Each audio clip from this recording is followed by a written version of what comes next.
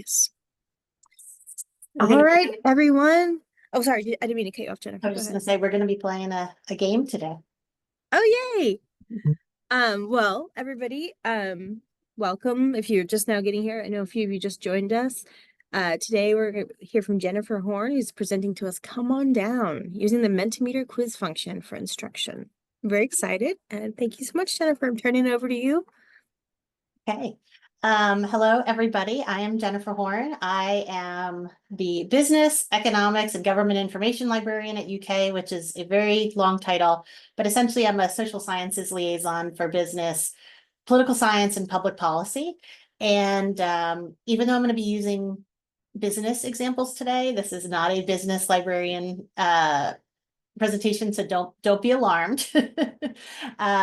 But let me share my screen and can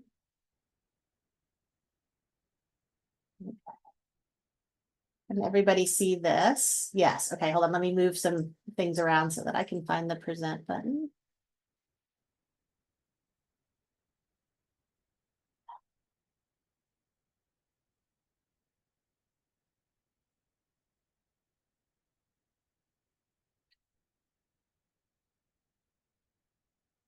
Can people see this? That I made it bigger. I don't think they can. No, it just says Yeah. present. No, hold on. Let me do it this. Let me try one more time.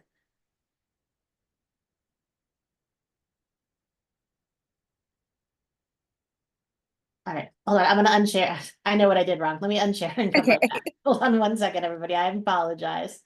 I was trying to be tricky and only share one part of my screen, and now I can't unshare. Oh, stop share. You would think I'd never used Zoom before.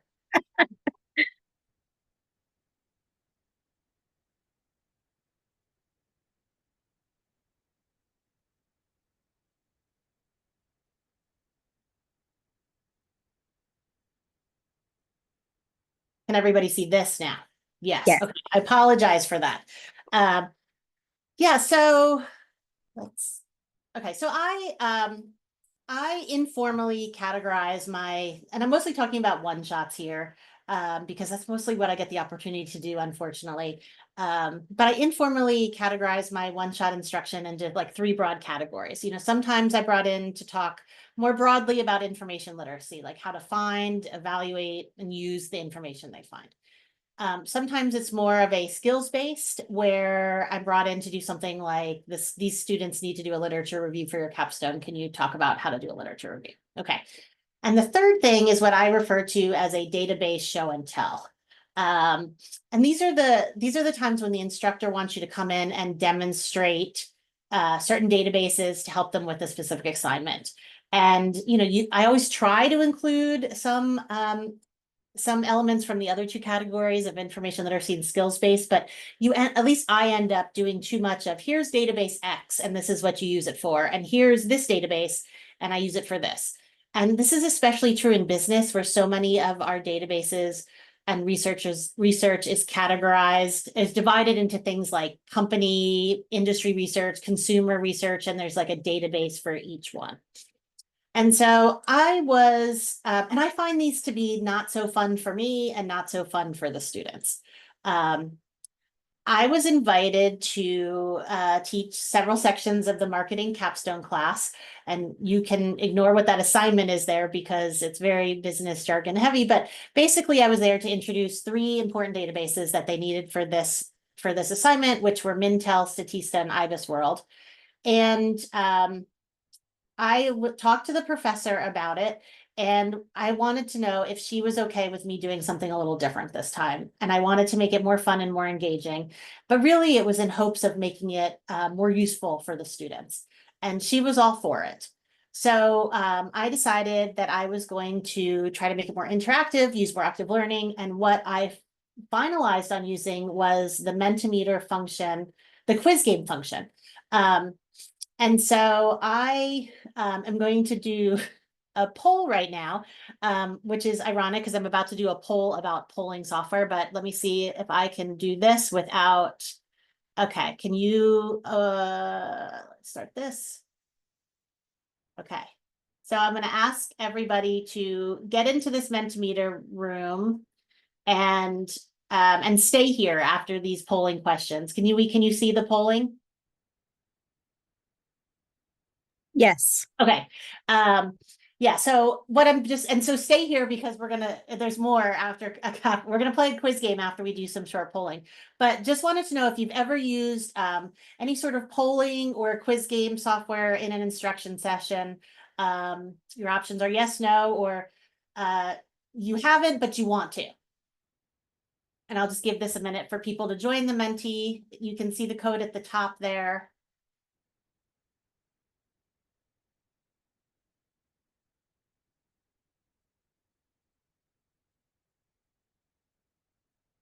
Okay, so it looks like a good chunk of people have either used it or haven't but want to. And so we'll just go ahead and this just a quick question on the next slide. If so, what programs have you used for this? And we'll make a pretty little word cloud.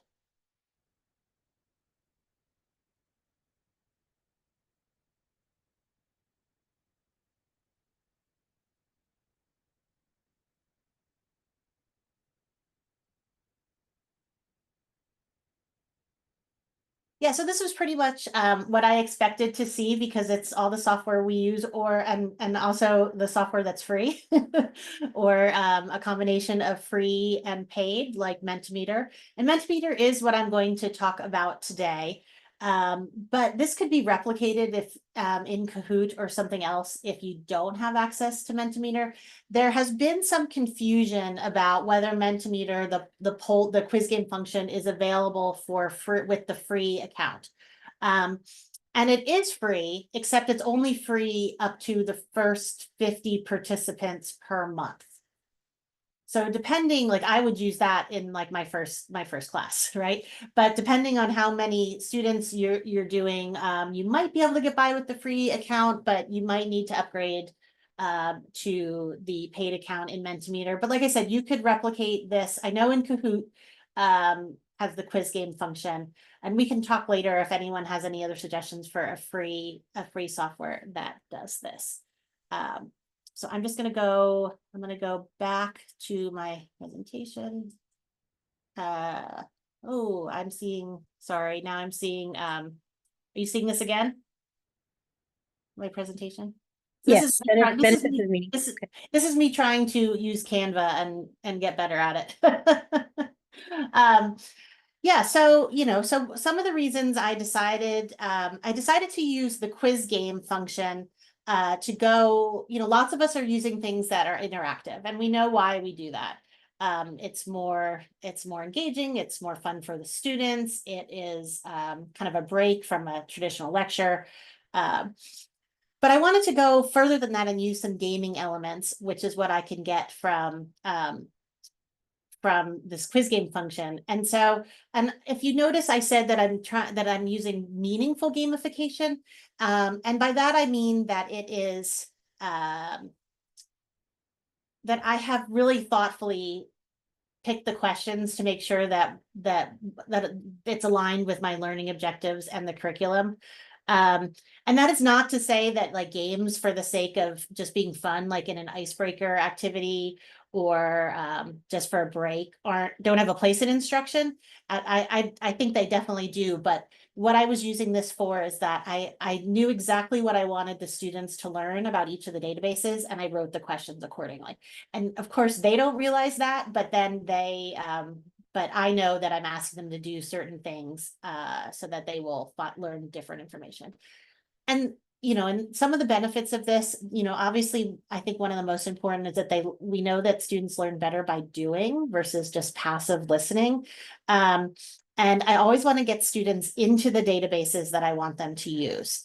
And for me, part of this is that I want them to know that doing searches in these databases is not any harder than doing it in Google. For many of these, it's a keyword search. And it is, I tell business students all the time, like, please do not get a business degree using Google. The fact that I have to tell MBA students, like, please do not get an MBA using only Google sometimes makes me sad, but a lot of students are convinced that they can do this using only Google. Also, we've talked about increased engagement. I mean, it's simply more fun and they pay more attention. And I will tell you that I go into the beginning of one of these classes and I say, you're adults and we can make a choice. I can either talk to you about these databases for 50 minutes, and I have no problem doing that, or we can play a quiz game. And I have never had any student ask us to do the 45-minute lecture. Every time they're very excited to do something different. And it's more fun for me too. Friendly competition. The students are working in groups and they tend to put in more effort. I will tell you that sometimes the friendly competition gets a little intense. I have had some taunting by certain groups during one of these quizzes, good natured taunting. And they're playing for library swag and they get very excited. And I have to remind them that they are probably grossly overestimating the coolness of my library swag, but they still very much want to win it. And feedback, we talk about the immediate feedback a lot when we use polling in a class instruction. This does have feedback immediate in that they learn, they find out if they're wrong right away. But that's not necessarily the point of what I'm doing here, because I never pause the quiz to talk about what the right answer was and why. And once we play a quiz at the end, you'll kind of see why. You kind of get caught up in there's music and there's a leaderboard and there's things. So I think that if you want to take the time after each question to talk about like, hey, lots of you got this wrong. Let's look back and see why and do it together. It might be better just to continue to use the polling feature versus the quiz game feature. And so how I do this is after I introduce the databases we're going to talk about, but much shorter, kind of like 5 minutes on each one. And then I have the students get into groups and they basically, one person is answering the questions on a phone. And the other student, one or two students, is on a laptop doing the research because it just makes it easier. So you're not flipping back and forth.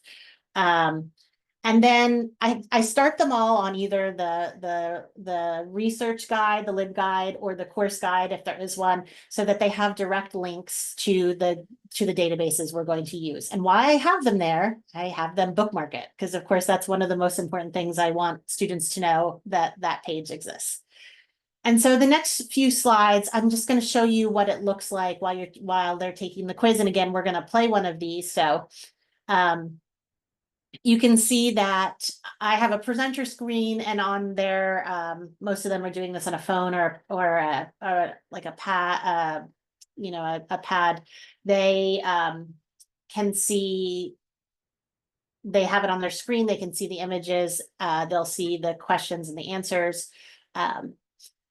When you get asked to join, you enter your name and you pick an avatar, and some people use their name, some people come up with a funny name, some people just use the name that is given, like they're playing as Simba. And then the questions are like, these are some examples of the questions, and you can see what it looks like. These are multiple choice. So you can do either multiple choice or free entry questions. But I just want to talk about like what I'm doing here. Like I'm really wanting them to go into the database and find this report and find this piece of information. These are not intended to be hard. Like a goal, like I would be happy if everybody got every one of these right. These are not trick questions. It's mostly like I want them to go get into the report, see that they're very quickly that they can find the market share of this company and get the answer right. That is not what I'm going to do with our quiz for us later. It's a little bit more challenging, but this is not, this is more of an experience and less of like a knowledge, because they've never, if I'm being honest, most of the students have never been in these databases before I have them do this. And so, you have a question like this, and there'll be a couple questions for each database. So it'll be like staying on this report, find another piece of information. And then I'll say, let's go to Statista and find this. And then there'll be like, for example, this one is followed by a question about, who was the source of the statistic you found in the previous question? Because I always want people using Statista to look at the source and know that they can go there for more information. And the source for this particular one is like Coffee Times Daily. So I get the bonus of reminding business students about the importance of trade publications. And to be honest, I did that on purpose. I picked this question very intentionally. Just, some more things of what I want them to do in the database. And then you get the results. Now you do get the results after each question, you get, kind of what the first thing looks like with the graph. So you can see right away, that most, like for this one, I'd go back and say, I wonder why they're getting this wrong.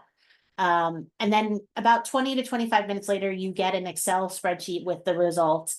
And like I mentioned earlier, I don't usually stop the quiz to talk about the things, but what I do is look at what they're getting wrong. And sometimes I follow up with the instructor afterwards. The first time I did this, we learned that marketing seniors have no idea how to read crosstabs in a survey. And so like they bombed that question. Like they were all getting every single one right, and then they almost all got it wrong. And so then the professor was able to go back and talk to them about crosstabs and how to read it, which she found very helpful because she had no idea that they didn't know how to read crosstabs. And then I just want to go through just, quickly about like what it looks like when you're building one of these. So you can see that I on the left-hand side, you're building it slide by slide, just like you would in PowerPoint or any other thing.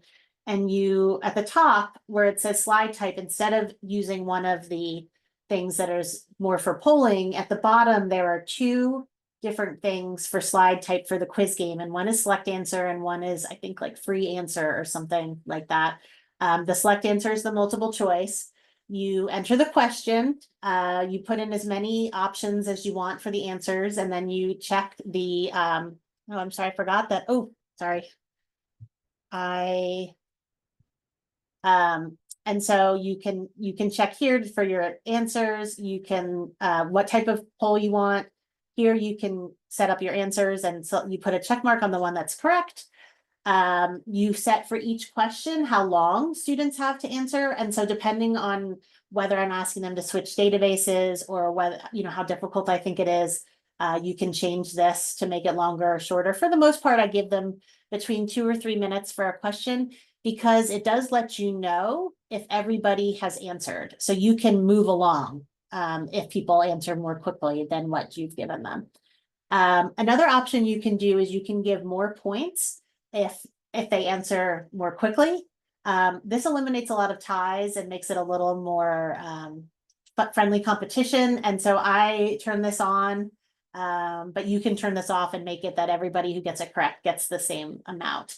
After whatever number of slides, you can add leaderboards. So you could do this after every question. You can see over here that I have it after every couple of questions.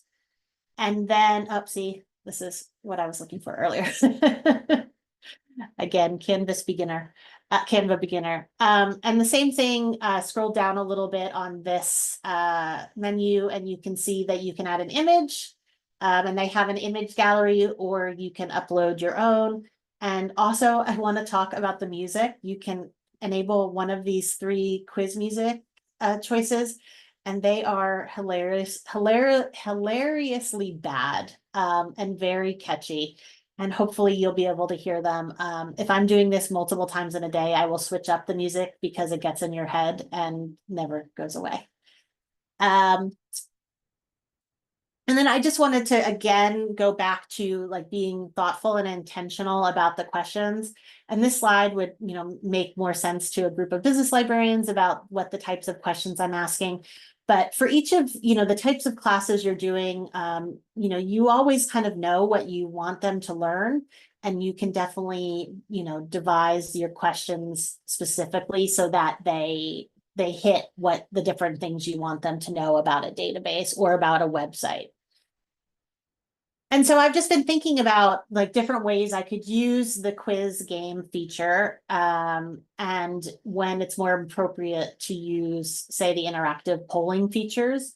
And some of the things I've thought about or talked about with my colleagues is this would be really great if you were doing an online library orientation, or like where we kind of call it a virtual scavenger hunt. But if you have a bunch of people in a room and you wanted to do something like go to the library website and let me know what our hours are, or you know, how do where, like, find the email for a subject librarian for this and put it in.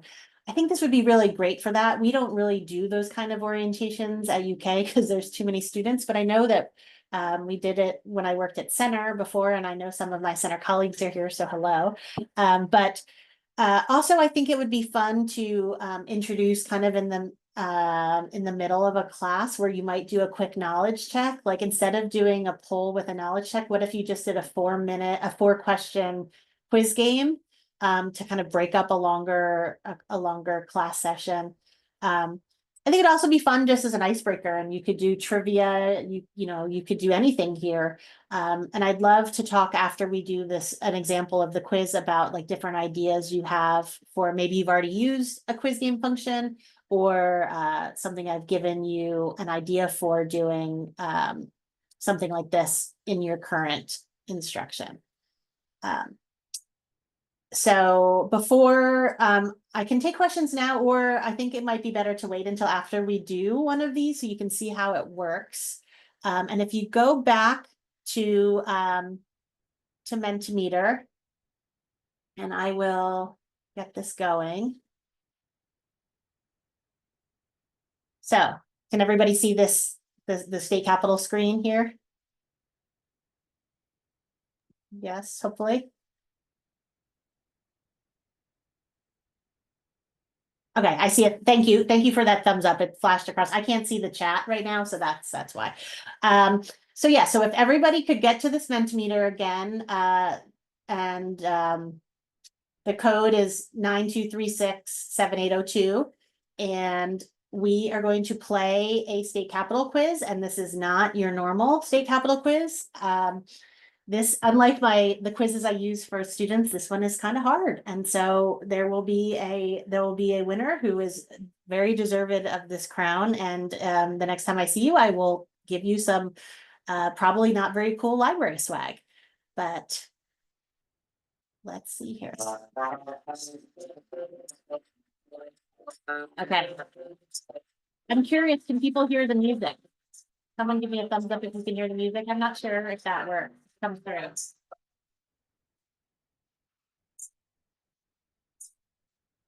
Okay, here we go. I'm going to start the quiz.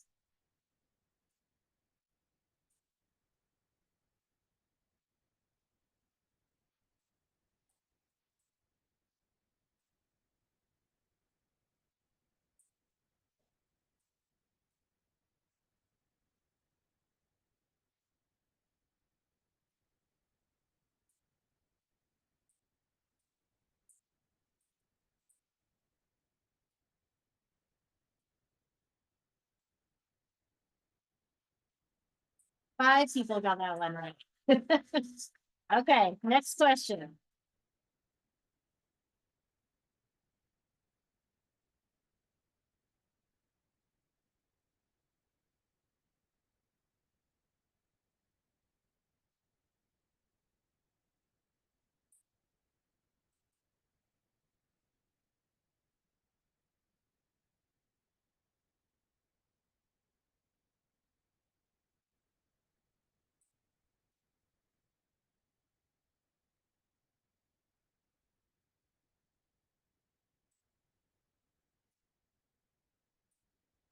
Congratulations, the correct answer was Montpelier. All right, moving along.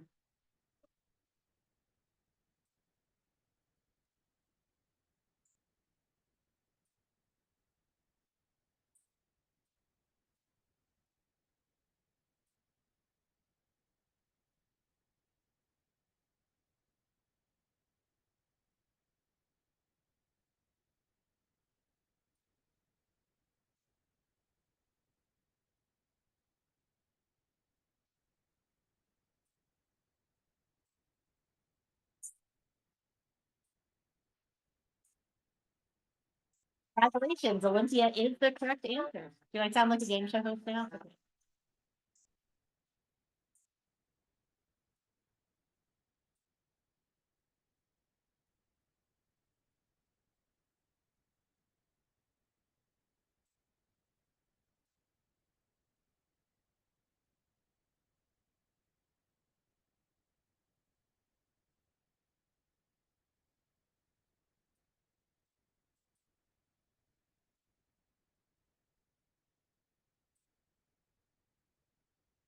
The correct answer is Austin, and it's like by a hair a little bit further south than Tallahassee. It's very close. All right, so here's our first leaderboard, and we'll see who is on top right now. And we will find out it's very close between Tweedo and Kiwi. They're in the lead right now. We've got 3 more questions, and we'll see if they can hold on to their lead.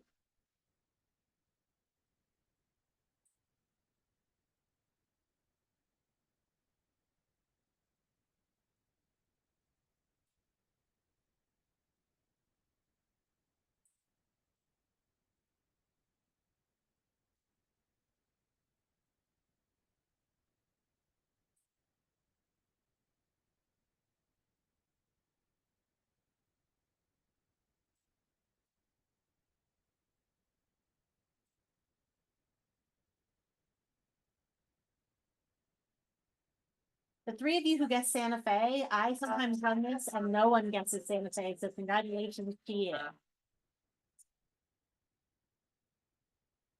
Second to last question.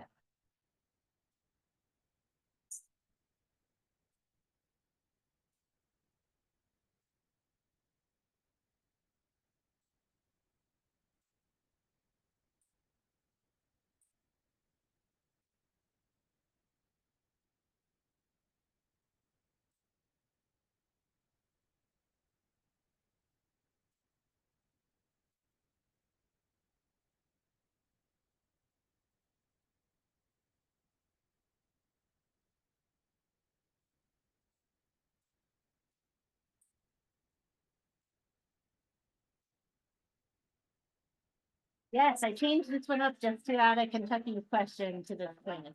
All right, here's the last one, and this is the only one that is not a multiple choice.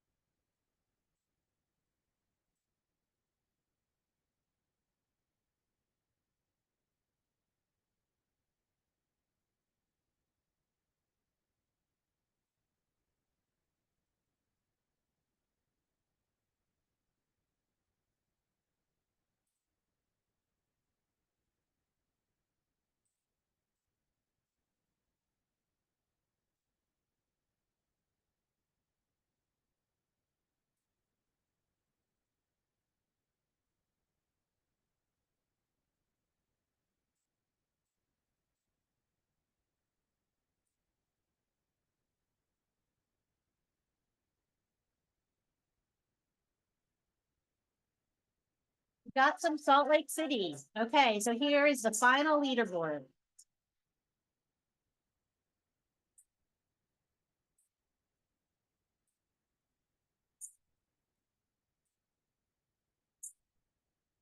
Amanda Woods is the champion of our trivia game today. Congratulations to Amanda. Let me stop this.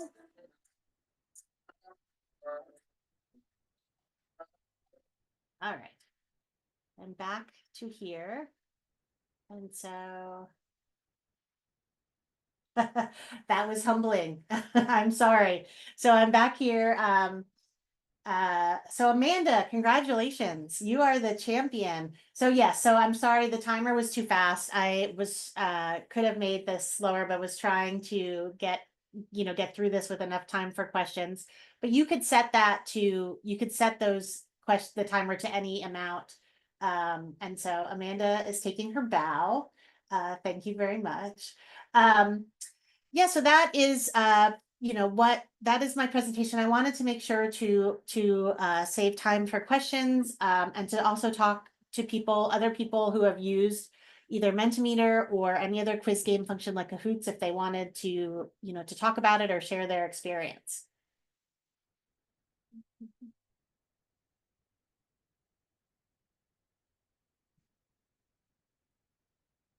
Has anyone else used any sort of quiz game function in their instruction, or or even just the polling. Lots of you have used polling. Do you want to talk about when you use that?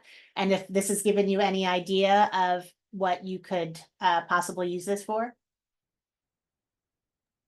Yes, Fernando. Hi, Fernando. It would be great for pre-assessment. It would be great just to find out what students know, but in a way that's more fun before you did a session.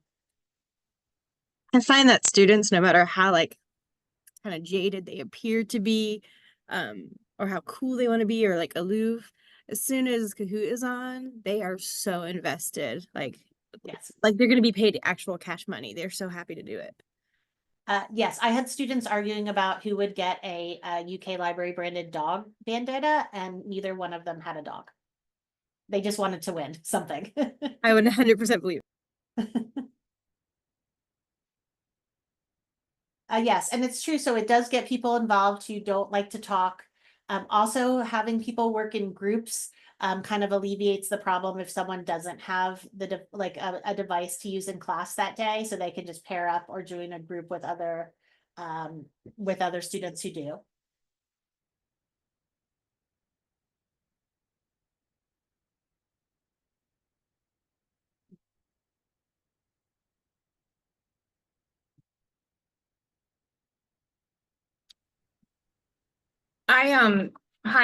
I just used Slido this past like 2 weeks ago for a communications class, and that worked really well. But I asked a fun question of what was their favorite flavor of ice cream, Okay. and that was a good breaker. And then our instruction was a fun, just followed around ice cream and custard, and they enjoyed it. Yeah, and like I said, there are definitely times when the quiz game function would not be appropriate, and times that it would be. So I just want to encourage people to think about, where you could use it during instruction, because the students do have a lot of fun with it, more so than when you just ask a poll question. But but like I said, there are some downsides. Like you can see why I don't want to stop a quiz game while it's going to explain how you got it wrong, because it kind of stops the momentum of the quiz. So if I wanted to do that with like learning opportunities throughout, I would probably, just do a poll. But it is fun to, take a block of time and do a quiz game. I've used a quiz game in the past with like introductory library orientation type things. Mhm. And the quiz was based on things that are kind of famous for having the Mandela effect. Yeah. And I told them that the rules were you had to answer the question, and everybody had a laptop in front of them, or they were using their phone or whatever. None of them thought to look up the answer before they answered the quiz. And it was my way of saying, use your available resources if you don't know the answer. So, Yeah, that's really interesting. That's really fun. That's an interesting idea to do, and I love that it's so telling that nobody thought to look it up.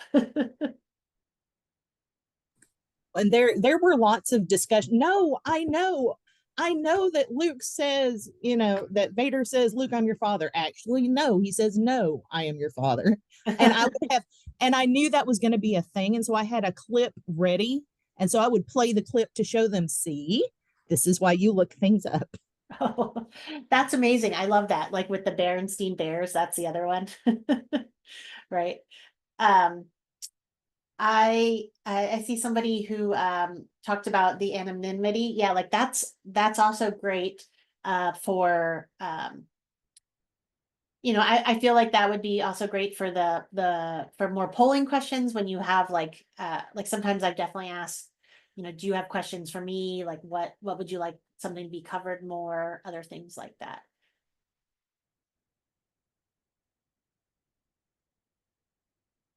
And one thing, this is a little bit tangential, but Amanda was talking earlier about how, students always give helpful information when you ask them. And after I did this for a marketing capstone class that was seniors in their last semester, most of them had never seen these databases because it's sometimes really hard to get into undergraduate business classes at a big school like UK. And I took the opportunity in the last 10 minutes of the class to run kind of like a small, just an informal focus group to say, which classes would that you've had would it have been helpful for you to know about these resources? And I had 3 sections of like 75 students each, and they all told me the same exact classes that had an assignment that could have used these resources. And so that's who I'm targeting for the fall semester. And I'm able to say, like, I've spoken to your students and they say this would have been useful. Can we talk about how we can incorporate them into your semester? But what I didn't mention so far, and I should have, is that these were successful in my mission of getting the students into these databases, and the faculty members, every time I've done this, have reported that their students use better sources, that they use sources they were using Statista, IBISWorld, and Mintel in their reports, and as a result, they were getting better grades and had better sources on their assignment. So it worked. Like, that was my number one goal, was to expose them to these better sources and, show them that they weren't more difficult to use than Google, and hopefully they're, getting them in there and having them play around with it in a fun environment would make them more likely to use it in the future. Yeah, so Mentimeter stores the results. They send you an Excel file that I download and put and save with my notes from the class, and so I can go back and look to see like what things people were getting wrong. And then you do have to remember to, if you repeat the same quiz, you have to remember to clear the results, or the ones from before will carry over. So sometimes I'll compare it across sections or compare it across, different years or different professors, just to see if the results are any different. But I find that when I do this across multiple sections, that the scoring is pretty much the same. They can't read crosstabs.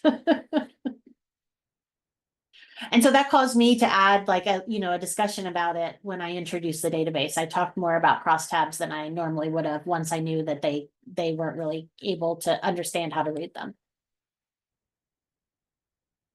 Thanks for that question, Diane.